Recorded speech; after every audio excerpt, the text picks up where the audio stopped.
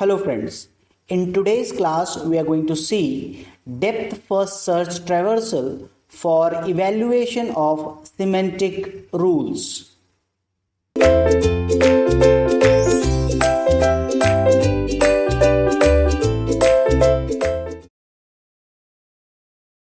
So DFS is a depth first search traversal is a traversal for a graph.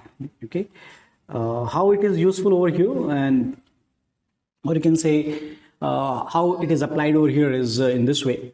A syntax directed definition does not impose any specific order for the evaluation of attributes. Okay, so we have to evaluate the attribute, but order it does not impose on the parse tree. Any evaluation order that computation attribute A after all the other attributes that A depends on is acceptable. Okay, I think statement wise, any evaluation order that compute attribute A. Okay, now computation is not compute. Okay, that compute attribute A after all the attributes that A depends on is acceptable. Okay, so it does not impose any order, and if I say that if simple parse tree S and A, and if this value is dependent on this and this, so any attribute that evaluate this one first and this one before the evaluation of this attribute is acceptable.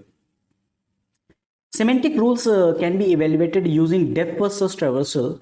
It starts at the root and recursively visits its children of each node in left to right order. Okay, so the only thing is different here is the ordering, and the order should be left to right. A typical DFS traversal that visit node n for each child m of n. Okay, each child m of n from left to right visit m. Okay, so we are not evaluating n node.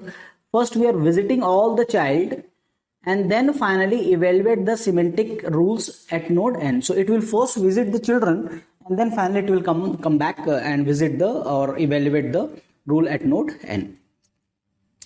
I hope this definition itself is clear. If it is not, then recall our previous problem and that expression grammar. So if I say expr derive expr plus term, and let me take one more time expr minus term and expr to term and term to, let's say, 5, 6 and 7. So if I start my DFS traversal here, then it will not evaluate this one first. It will go to the root, go to the this children of left to right. So it will come here, then again DFS will be called over here, then it will again come here left to right, and then it will go to the depth, then it will go to the depth. Finally here it will start evaluating this one first, then it will return over here expr, and then finally this will be evaluated. Then it will visit this one, it will evaluate this one, and finally all the children are evaluated, then finally it will come and evaluate this expr. Okay, that is the last statement recursively. Okay, so in that order, this DFS, this algorithm can visit the entire tree in this order, and it can evaluate all semantic rules. Okay, so very versatile algorithm DFS. Many other places it is used, and this is one of the application, you can say, of depth first search traversal. Okay, so other methods are also there that will also run. The key term that will appear in case of semantic analysis is a dependency graph. Okay, so dependency graph, but this is applicable because the attribute category is your synthesized.